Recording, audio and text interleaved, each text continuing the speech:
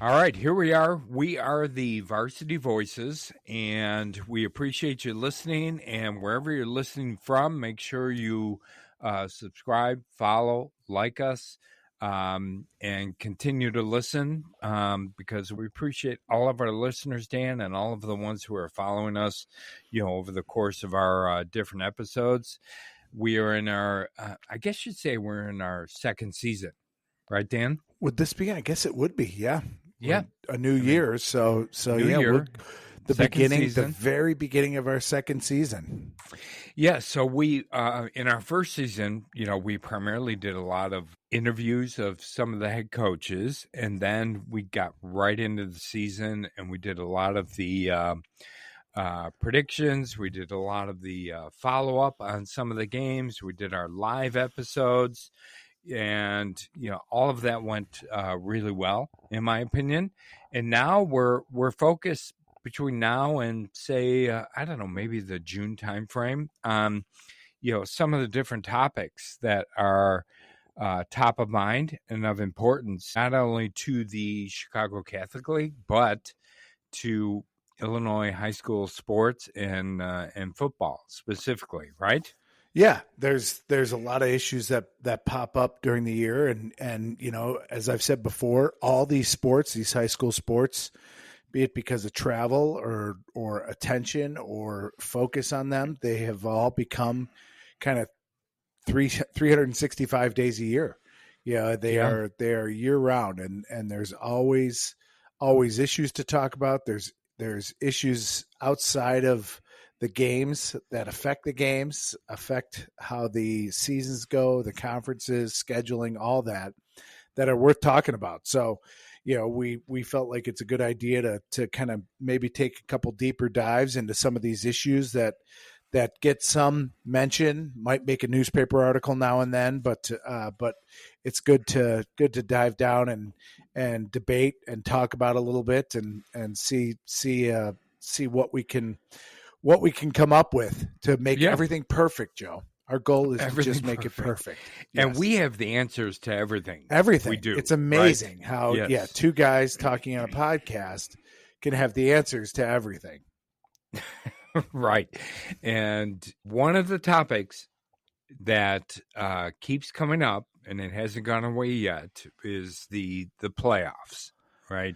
Yeah. And the whole, say what you want regarding the whole public versus private issue and how that affects the playoffs. But there's still people talking about the playoffs, the playoff format. How do you make it better? It seems like we just cover the Chicago Catholic League in Illinois primarily, but you and I have looked at some of the other states as well and seeing what they're doing around the playoffs and whether there's some differences, whether there's some tweaks that can be done, some changes that can be done to make things better, level the playing field. And I think it's interesting to think about and read about what some of the other states are doing around the country in regards to high school playoffs, because this topic, Dan, is a topic, it seems to me, in every state in the U.S. It's unreal, isn't it? That Yes. You can find articles that you could almost cut and paste from articles here and put it in some states. And the timing's right, Joe, because as we record this, the semifinals for the college football playoff are happening. I think Penn State's up 3-0 as we begin recording here. But so that's a big change for college football. And it's funny. I mean, as good as the NFL system is, they've tweaked that to add more teams and, add a playoff team here and there, a wild card. So there's always tweaks, no matter how good a system is. People always want a little more, and then there's those that want to hang with the traditional way of doing things, the things that may have done when our father's age played versus when we played to when Right. to when our kids were in school, and so there's always something, and it seems to be that football is the focus of a lot of it, right? I mean, I found in some of my other state stuff that, there were items that covered other sports as well, but it feels like, I don't know, I could be wrong. Maybe it's because I'm not focused on it, but the feels like a lot of the other sports other than football don't necessarily have this discussion. I think you're right. In Illinois. Yeah. But you say in Illinois, but I think it's probably the same case, Dan, for other states. So why? I'm not sure why. I'm a little bit melancholy for the traditional way things were done, and it was just the way things were done, and nobody questioned it. Right? It was just that's the way we do it. That's the rules. Here's how we're doing it every year going forward. But I think that's probably died. And that is, you got to put that by the wayside, because there's a lot of things which are going on, obviously in college football, and everybody's aware of that. But, everything, as you and I have said multiple times, everything from college kind of pushes down to high school, and that's happening now. And so even though I might yearn a bit for some of the traditional aspects of what's been done in high school football, I don't think that's the way that things are headed, right? So I think you've got to look at it with an open mind, and you've got to think we've got to embrace it, and we've got to figure out a way to make it work, make it better, and get it to a point where people are okay with it, right? Good luck. Good luck, right? Yeah. And one of the issues, Dan, for me in doing some of the research and looking at some of this is there's a lot more at stake these days, it seems to me, than there was maybe 20 years ago, 25 years ago, maybe even 10 years ago. What's at stake is college scholarships, right? And now you've got NIL involved as well. So you not only have the money. Think of it, if you're getting a scholarship, a full ride to a particular school, that's worth what, $30,000, $40,000, $50,000 a year, and then put on top of that the NIL stuff now, where you've got other money involved too. How much in addition to my college scholarship and paying for my school are you going to pay for? So anytime you inject that kind of money into it, and it's getting up into big figures, don't you think? Yeah. It's going to make people passionate about it and make people want to tweak things to their own benefit. Well, the other thing is that the more things change, the more they stay the same too. So you have to look at, so when you talk about scholarships and NIL, you have to look at some of the percentages of the number of players playing, even if you just do the Catholic League, versus the number of players that are going to go to a Power Five, a Power Five school and have the opportunity for NIL. And I don't know what the FCS does for NIL and how prevalent that is there, but the dollar figures can't be the same, right? They don't generate the same thing. So, we could go through and probably name the Division I players from the Catholic League, right? Yes. So, or the Power Five. Power Five, yeah. Power Five players from the Catholic League. And that percentage, Joe, will be so low. It's a small list. I think that there really has to be some education on some of this to the parents and the people who kind of get to a point where they I think as coaches, you overvalue your own players. I think it's parents that's magnified by 1,000, right? And yes. and that they all think they're son is the next Tom Brady or the next or they've got a shot, and if they could just get a shot, and what I will say that's changed is, and I don't want to veer too far off playoff structure, is the transfer portal, which allows someone to say, hey, I can start my career at St. Francis, and maybe I can do a year there, have a good career, have a good year, transfer to Eastern, have a good year there, transfer to U of I, where then I can have some dollars available to me. So, I mean, there's probably a lot of thought into that, but I think that someone needs to come out with those percentages of the players that actually do that. I think the hype, the notoriety, the media following of players that have this type of exposure and opportunity for NIL is so far magnified versus what 95%, 98% of the players are getting, so yeah. I don't know. I've heard stories of everyone getting paid, everyone making $50,000 minimum, so I do understand that. I do think that as a parent, and player, you should exhaust all your opportunities and do some of that, but I just think you ought to do it with the right expectations. So anyway, not to get too far off topic, off track here. So yeah, but you talked about public versus private as being one of the issues regarding the playoffs for this year, Joe. Some of the other issues that we can touch on as far as why it's such a hot button issue. I think you've got to start even public versus private. More than that is competitive balance.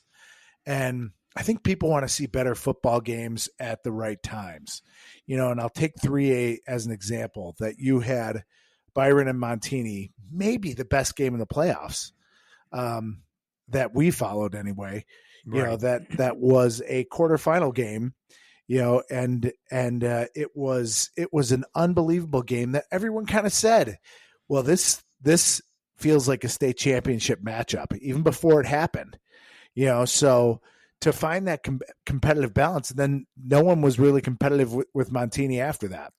So the right thing to do would have been to say, well, you've got to put Montini and Byron on a path that they can meet at least in the semis, or preferably in the finals. And in the finals, yeah. So I think competitive balance. I think there were just too many blowouts in the final games, that I think people thought there's got to be a better system. Yeah. So do you think that let's stay with that example, 3A. So do you think if Montini was placed in the North division 1 through 16, and Byron were in the South division, just by doing that, you'd have to be preemptive on this, right? So, IHSA would have to be closer to this than just saying, here's the record of this team and here's where they're seated, right? So you would have to definitely have more information and be more preemptive about it and more attached to it in order to try and make that matchup happen. Right. In the finals. But I mean, if you look at a map, then you're like, well, what the hell are we doing calling something north and south? Byron is I think further north than Montini. Right. Yeah. So it is, it takes us to another, issue that we can talk about with this, and that's seeding. And you were a big proponent of seeding, and made a point of that as we looked at the games, and I think someone who has watched some games needs to look at this, or knows a little history, or knows the state of the programs within a certain division, would say, hey guys, looking at 3A, it looks like Montini and Byron are the two best teams. Let's seed this. So those are, the likely, barring a big upset, the likely state finals competitors. Yeah. and someone's got to be able to see that. And that's what I think you mean when you say more attached or more attentive to it. They just have to, there has to be someone with like old school scouting rather than just the records, and multiplier and all that. Yeah. I think everybody talks about the eye test, right? Yeah. Yes. I mean, I think that's got to be a part of it. I'm not sure how you quantify that from a standpoint of seeding particular teams, but I think it needs to be done. And maybe that's done well. In addition to that, I think you also need to look at the strength of schedule of particular teams and take that into account when you're seeding for the playoffs in any particular division. And the IHSA does not do that right now. I mean, they base it on records, and that's about it. So you've got a number 1 seed who everybody in the state knows should not be a number 1 seed, playing a 16 seed in the first round, who the number 1 seed ends up getting blown out by 30 points. And we all could have called it. Right. It's not a secret. It's not a surprise. Somehow in Illinois, the IHSA has got to get around that. And I know you and I have talked about rankings, right? And if the IHSA can't do the rankings, then, let's go with one of these other services that can do the rankings, whether it's Max Preps, whether it's some of the other ones out there. There's some good algorithms out there as well, that can determine that. But right now, if I were to say the one thing that I would look at first would be that for the state of Illinois. That being seeding? That being seeding and how that seeding is determined. Yeah. Yeah. I don't think it should be the IHSA, and we've got a team that's 9-0 who played in this particular conference, and their strength of schedule was not very tough, so to speak. But they're the number 1 seed. We all know they shouldn't be a number 1 seed. Right. It's something that, when everyone knows it, it's like, come on, make it work. Now, it kind of takes us to another factor that Illinois uses in determining some of the seeds and how the classes are broken up, and that's transportation. And right, that is, Illinois has been very aware and sensitive to teams' transportation needs or costs and the costs associated. With it. Yeah. Now, part of me says, a big part of me says, forget that. That we can't have that. That shouldn't outweigh some of these other things that we've talked about, especially when you consider what parents, this may not be at all programs. I know that it's not the case for all the kids. So when people reach out, I know that it's not for everyone, but people drive to God's country and everything else for travel sports. They are hopping in a car and going to St. Louis for the weekend for a 5-game, basketball tournament or baseball tournament or soccer tournament or whatever else, at lacrosse. There are people making that sacrifice, I think, for 1, 2, 3 weekends out of the year, where it may only affect one team, or 2 teams that should be considered. Now, I don't think conference realignment. I do think conference realignment should always take that into effect, because you don't want Edwardsville coming up and having to play Joliet Catholic, on a Friday, and then having to come back and play Providence the next Friday, and then 2 weeks later having to come back and play, someone else, Marist, on the following Friday, right? That's ridiculous. But for the playoffs, for what this is, I think we should lessen the attention on transportation, because I think parents and players are willing to do that for these circumstances. I think so too. And one of the things when you look at other states and what they do, and I think there's been some proposals in Illinois to do the same kind of thing, but like for example, the state of Ohio does regional. That's how they start. They start with a regional system, so the schools are not all that far apart, within a particular region, so it cuts down on the travel cost. Now, eventually, when you get to the maybe quarterfinals, semifinals, and the finals, then you're traveling wherever, right? Or you're traveling to a location that's been determined, right? For example, in Illinois, the finals are at Illinois State or U of I, but in Ohio, they've got particular locations for the semifinals and finals that the schools know we're going to be traveling there if we make it that far. So, I think there's a way to do it, and I agree with you that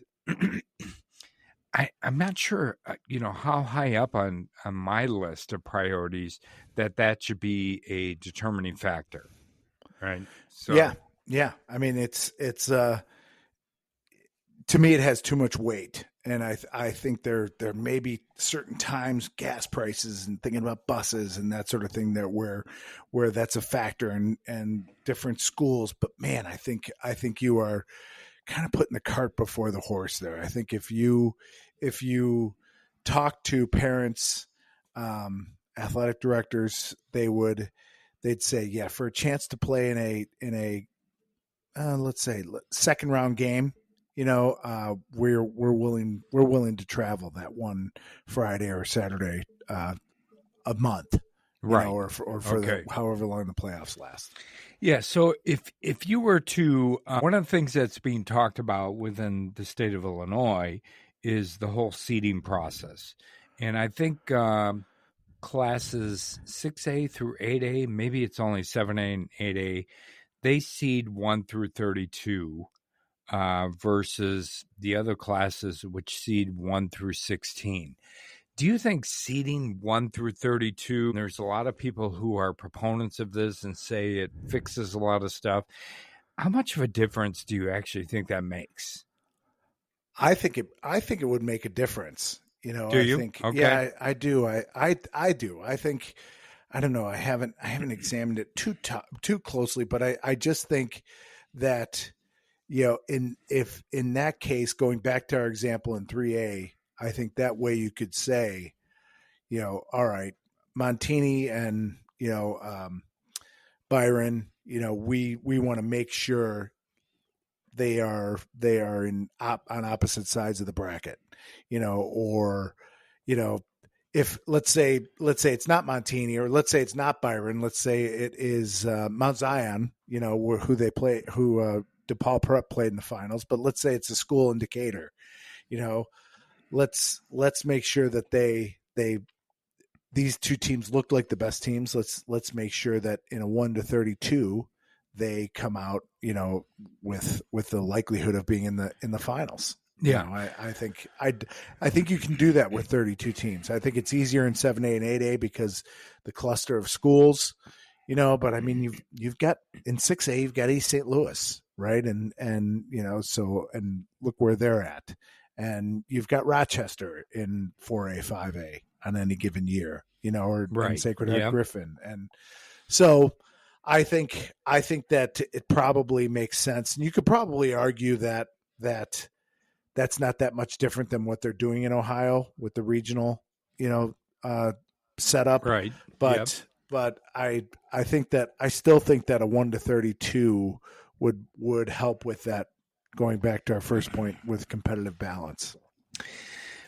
Do you think it would also help with or change anything in regards to who wins the state championship? And this is back to the public versus private. discussion or debate. I personally don't think it would change it all that much. Now, you might get some better games throughout the process of the playoffs, but as far as who the state champions are and what the majority of people were complaining about this year, as far as too many, private schools winning state championships versus public schools, I'm not sure how much it changes that. I think if sticking with our example, I believe that if Montini played Byron in that exact game in the finals, right? I don't think anyone says anything. All right. Yeah. I get that. Okay. Yeah. I think it's the fact that some of these, that DePaul Prep went, I don't know, they go 6-3 or 7-2 in the conference, but and then Mount Zion had this generational team, that we refer to, and they just get the doors blown off them in the state finals. Right. It's like, well, maybe a 1-32, takes care of that. Now, what I don't think it addresses, Joe, if you had, I'm trying to think of another 5A school. If you had DePaul and St. Lawrence on opposite sides of the bracket, here's where I think it goes haywire. And DePaul and St. Lawrence end up in the state championship, having one eating its way through the top and one eating its way through the bottom of the state.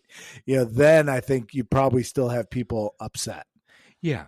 Although when all is said and done and the state champions are crowned, if you've got, no matter how teams were seeded, no matter how good the games were throughout the playoffs, if you've got a 8A, 5A, 4A, 3A, and 1A, 2A private school who won state championships, which, easily can happen, right? You're still going to get people complaining and want to tweak things, right? Yes.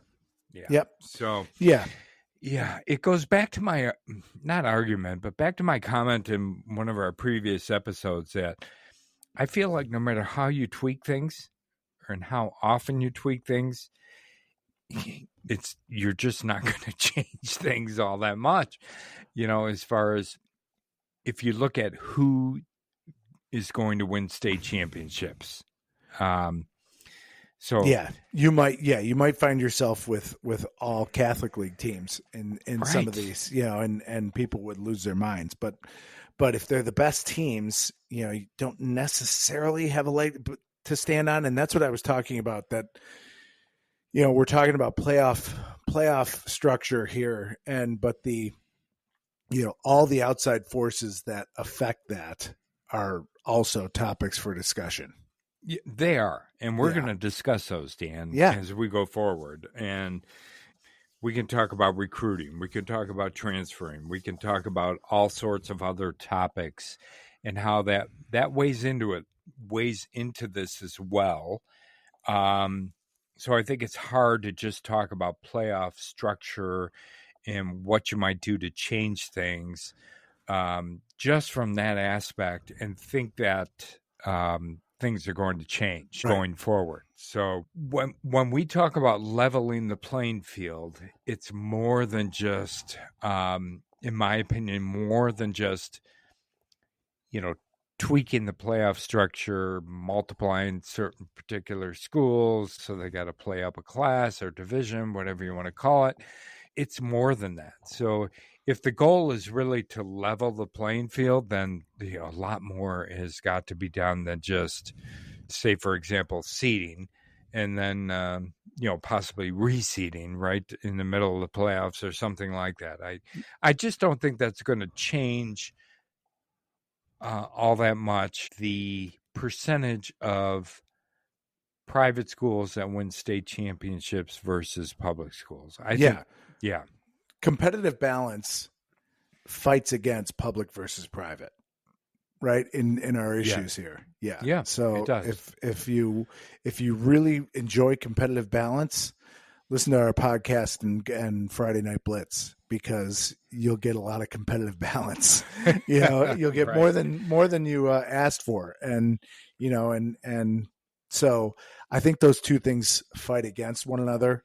But Joe, we looked at other states, and what I tried to look at a couple states that were similar in size to Illinois to see what they were doing, and some of the things surprised me. The biggest thing was what you said, how the states there's very little uniformity, as far as how states are doing these. You want 50 different structures of something, go ahead and look at the state playoff structures from each state. If you really want to test your math skills, go ahead and look at California, and Right. it'll make your head spin. Yeah. But a state with 40 million people, you've got to take some other things into consideration. But when I looked at Ohio, one of the things I noticed right away, and it's kind of a bigger picture thing, they play a lot of football. They play a lot of football. They play, what is it, at least a week, if not 2 weeks more football than the state of Illinois, right? Yeah. They have double the number of, they have similarly sized. So Illinois is bigger than Ohio. They have double the number of football of playoff teams. So 448, maybe. I don't know if I have that number right, but it's a lot. It might even be higher than that, Dan. Yeah. Honestly. They play a full, they have not, since adding that, which has only been the past few years, since adding those teams, they haven't changed the regular season from what I could tell as far as number of games. Nope, they have not. They're playing into December, for their playoffs, and a lot of teams get in, and that was really something that jumped out to me. They didn't care about adding teams and adding playoff weeks, but taking away regular season games. They're like, no, we play football here, which is kind of cool. Actually, it is kind of cool. Yeah, they just they eliminated any buys, right? So they used to have a bye week for the top seeds, but like every other state, they look at it at the end of the year, and people complain about one thing or another, and they say, you know what, we don't want any bye weeks. So Ohio said, fine. We'll eliminate the bye weeks. And I looked at Ohio too, Dan, and when I looked at the playoff pairings, especially for the first round, first of all, just about every team gets in, or every school, I should say. So you have, and they don't care about seedings. right. They seed the teams, and so you have in the first round, you've got a team that's 10-0 playing a team that won one game, right? Yeah. Or have won no games over the course of the season, because they just include everybody, or just about everybody. I think it comes out to almost like 700 schools that make the playoffs. And was it? Yeah, I thought it was. They have 7. Let's see. They have 7, call it classes or divisions, and then they have 4 regions within each division, and then they have 16 schools per region. So if you add that up, it's this astronomical number of schools that get in. And it really, I looked at actually the brackets for Ohio for the first round. I'm like, what the hell? You've got teams that won one game, 2 games, a couple of teams that didn't win a game, playing a school in the first round that's 10-0. So I don't know. I feel like they just said, you're all complaining, you all want to get in the playoffs. Here we go. Let's put everybody in there, and let's go from there. And eventually it whittles itself down to the best teams, of course. But I'm not sure if that's the right answer or not. To me, it's not necessarily the right answer. Yeah, but if I'm that 0-10 team, I don't know if I want to suit up. no, exactly. I mean, you do, but you know what I mean. Yeah, Yes. it's like it is. And I don't know. That's a record based, seeding, right? Where you might have what might be worse for the whole arguments is if that 1-9 team beats a really bad 10-0 team. I should have looked into that. I should have looked to see if that had happened. But yeah, because I think you would have had that with some of the Catholic League teams this year. If now kind of touching on what I've heard could be happening here is, doubling the number of schools, so every 3-win team would get in. You might have had a St. Ignatius or an IC beat a number 1 seed, this year, and that would spark right back to public versus private. Yeah, I like the idea of adding more teams and no waivers. And the multiplier just applies. It applies. That's it.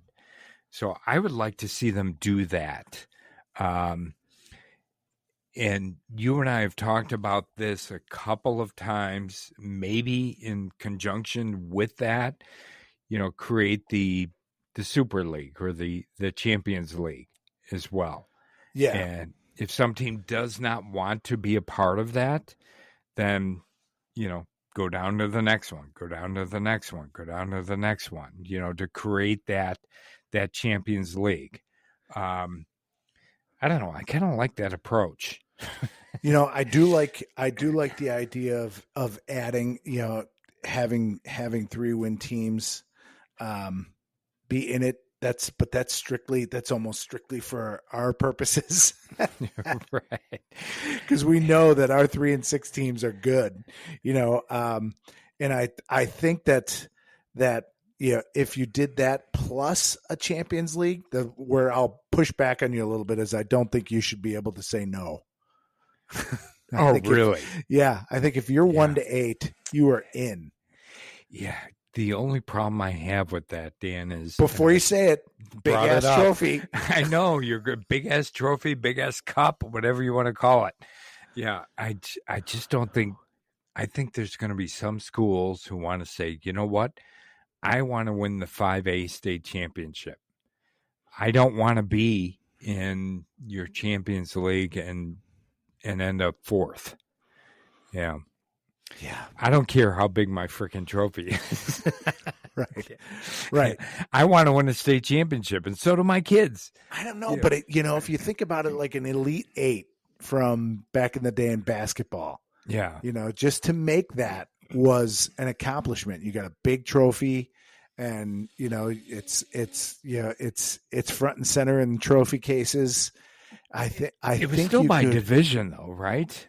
I mean, basketball didn't have as many. They had there were just 2, 3A, 2A, or 3A. I think 2A. back in the day it was just 2 divisions, right? So So when you made the Elite 8, you had accomplished something, and I think even if you call it that, you call it the Elite 8.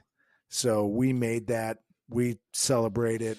We're there, and I have to give a little credit to the person I read this. So Joe, I don't know if I'm going to say the last name right. Joe Trost or Trost, a former sports reporter for the Sun-Times, the Tribune, ESPN.com. He's a great follow on Twitter, by the way. If you look up at Trost, Trost, you'll find him. So he touches on all things athletics. He's got a strong soccer background too, but touches on all things athletics, from parents to players doing great things outside of their sport. It's a really good follow on X. But he had mentioned, sounds like he has an in with someone at the IHSA that don't be surprised if something like this comes out. And the structure of it was a little bit different. It was, rather than, when you think about a final 8, you think, okay, you could do 1 versus 8, 2 versus 7, 3 versus 6, 4 versus 5.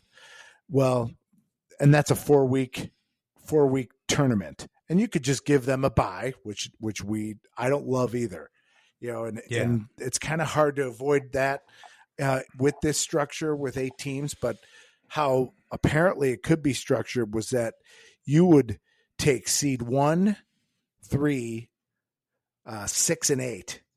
All right, 1, 3, 6, and 8, and they would be a division, and then the other 4 would be a division. They'd play a round robin.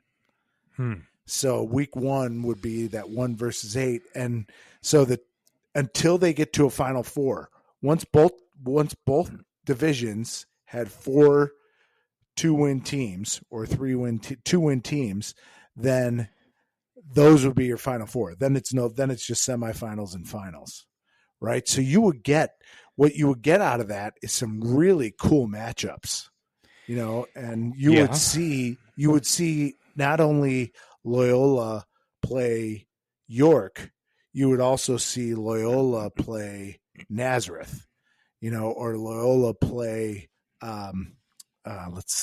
Batavia, and you'd see Nazareth. You'd have these Final 8 that there would be 2 games that would be state championship level games in the round robin portion. Yeah. And now there's still ways that there could be a bye. If someone wins their first 2 games, they would get a bye for week 3, until the semifinals. But that would keep the weeks the same. I think it would increase a lot of attention. I think there would be revenue that could be generated off something like this.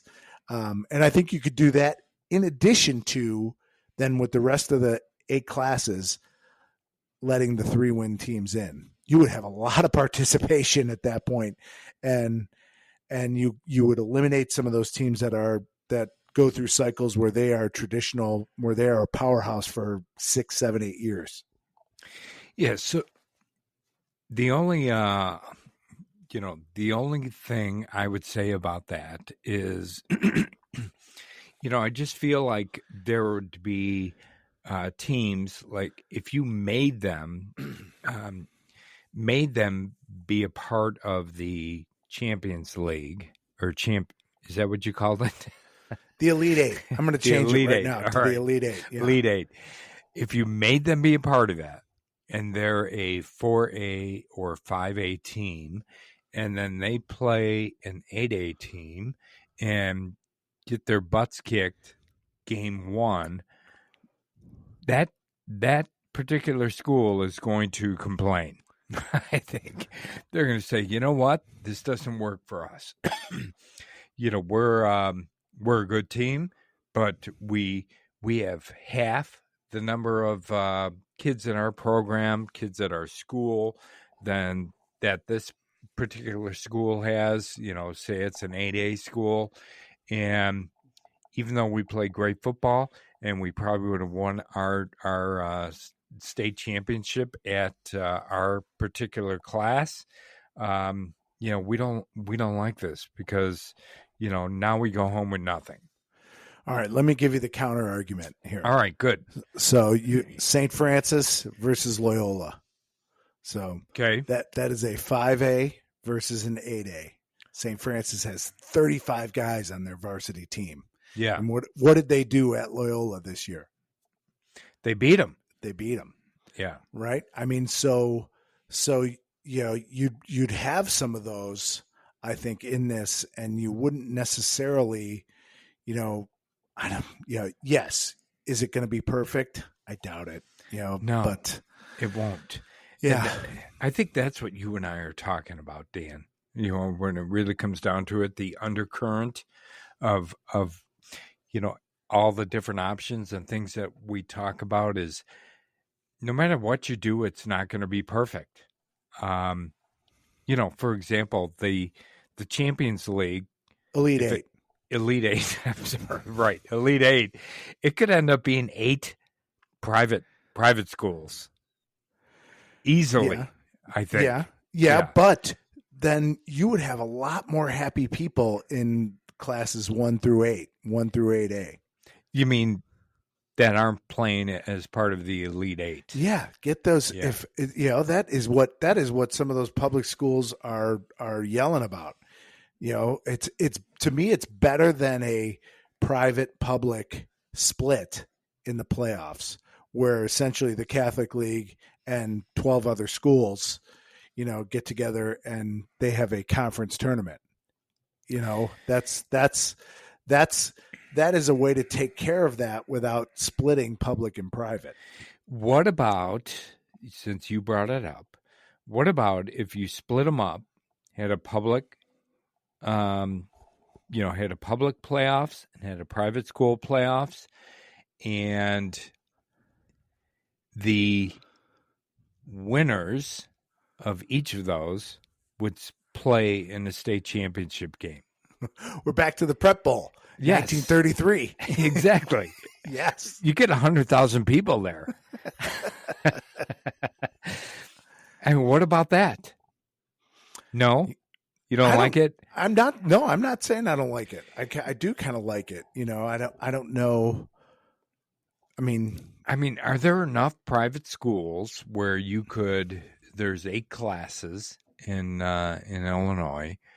Are there enough private schools where you could play a tournament at each class and determine a winner from the private school standpoint, and then play the winner in that same class from the public school for the state championship? So you'd have private school champs, you'd have public school champs, and then you'd have state champs. Well, the only problem is, Joe, you've got 8 state champs in classes 1A through 8A of, let's say, the public schools. Yeah. Right. So now we've got 8 state champions and then 1 private school champion. No, I'm saying you'd have a private school champion at each class. So you would have 8 private school champions. You would have 8 public school champions, and then they would play to determine the ultimate state champion. Oh my God. So essentially you just take the division winners from the Catholic League. Yes. You add Sacred Heart Griffin and Althoff Catholic. Yes. And you play and others, Chicago Christian, or yeah. whatever. Yep. Yep. I think there's probably enough schools now where you could do Catholic, that. Aurora Central Catholic, right? Yeah. Yeah. I don't know. For me, this comes back to no matter what you do, you're going to, there's going to be certain people who are not happy with it. And it's usually because of the outcome of the games where people are not happy with it. But I think in the state of Illinois,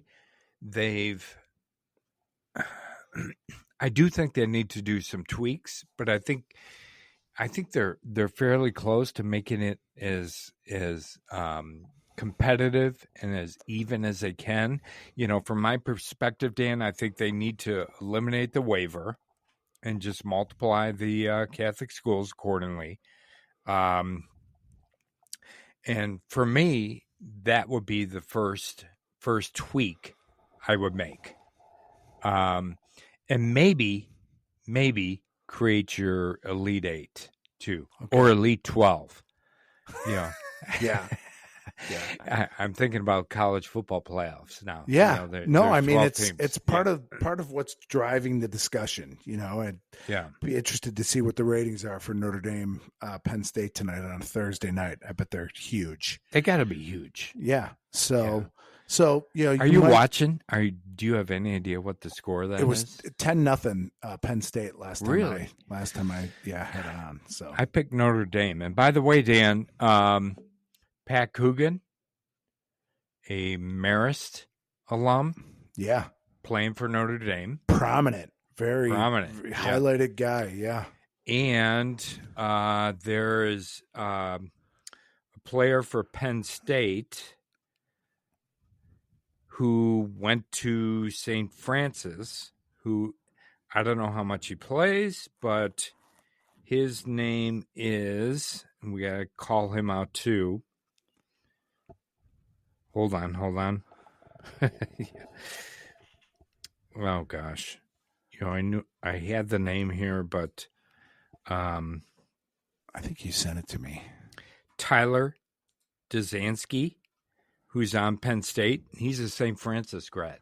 St. Francis Wheaton, right? Because there's a St. Yes. Francis P. Okay, yeah.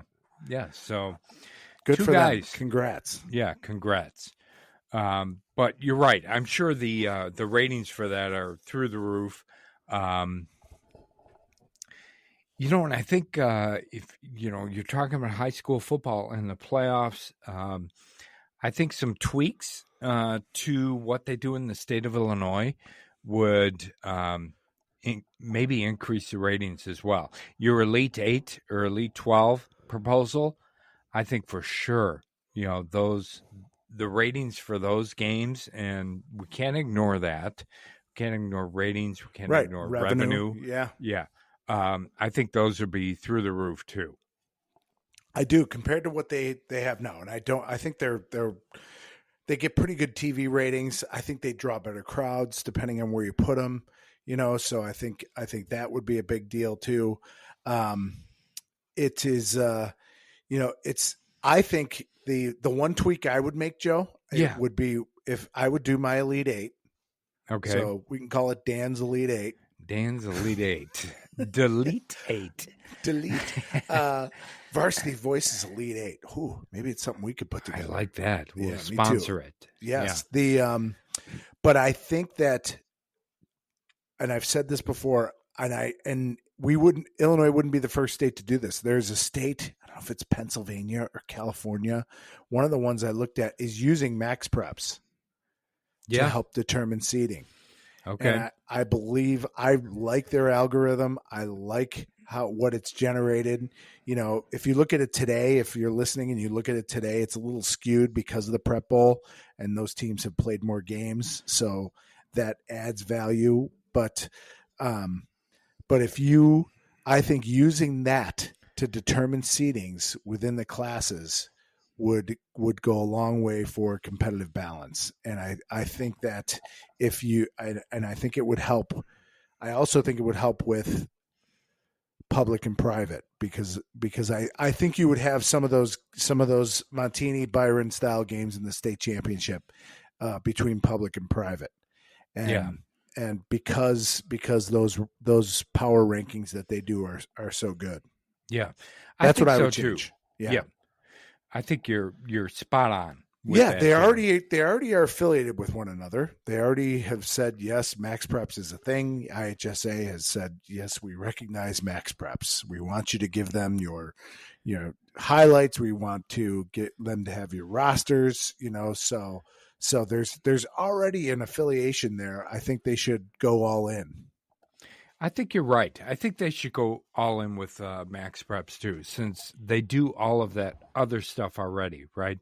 Max preps is the one who reports the rosters. It's the one who reports their game scores, their schedules, all of that. Now max preps has a algorithm where they rank the teams.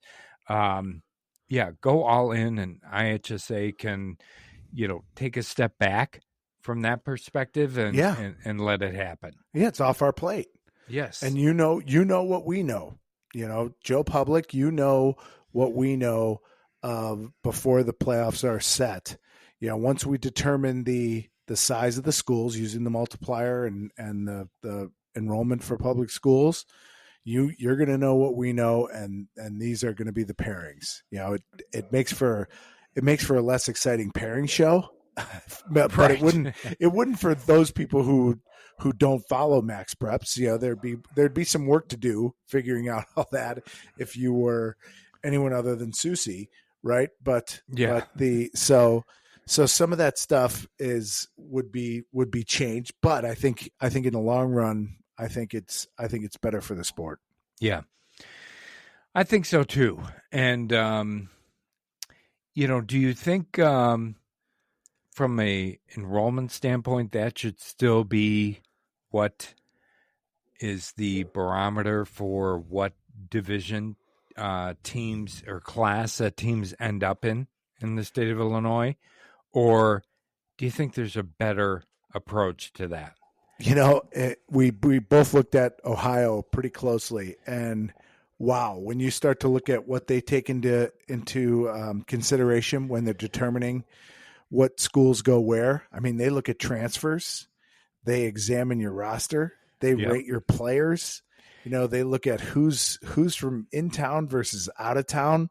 Yeah, in district versus out of district. I mean, that is talking about needing a PhD. And I like that. I just don't think you need to do that. Yeah, I don't either.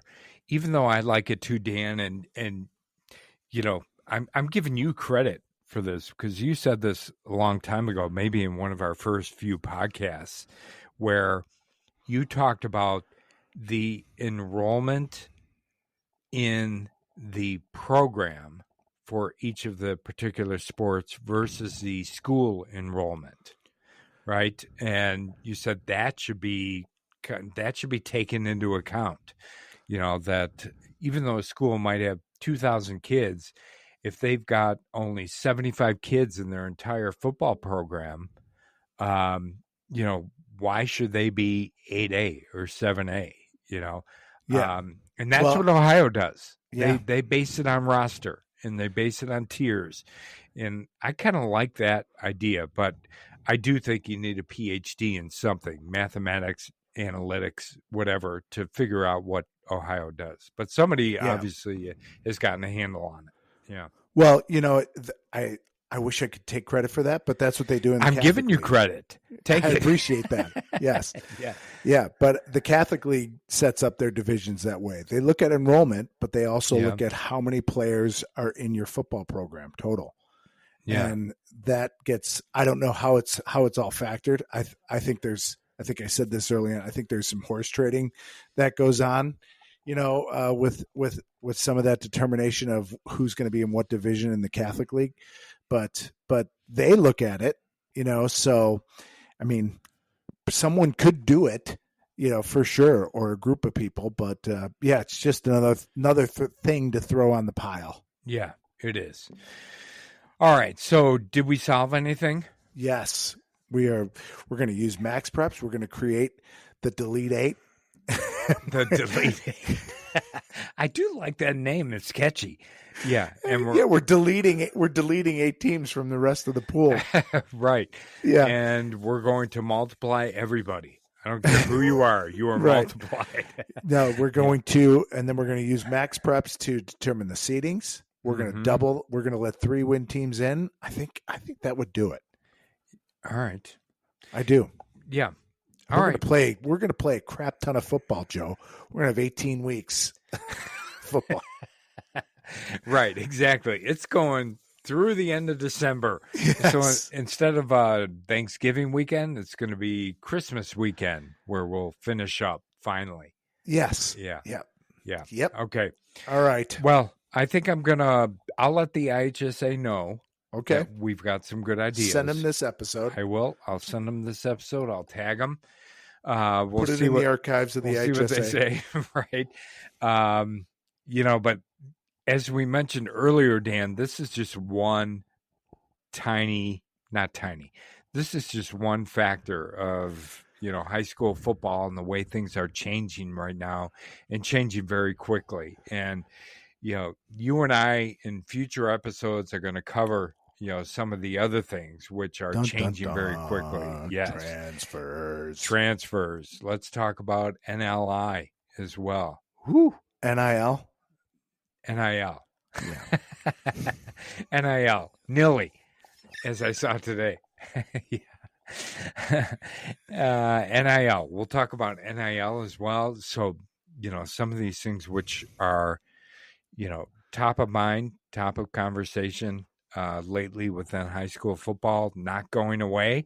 And we're going to be here to cover them, right? Yep. Sounds good. All right, good. Well, everybody, thank you for listening. And again, make sure you follow, subscribe, like us, provide any comments that you might have in regards to some of the things that we've talked about. All of that we're open to. And but most of all, we appreciate you listening, and we will talk to you again very soon.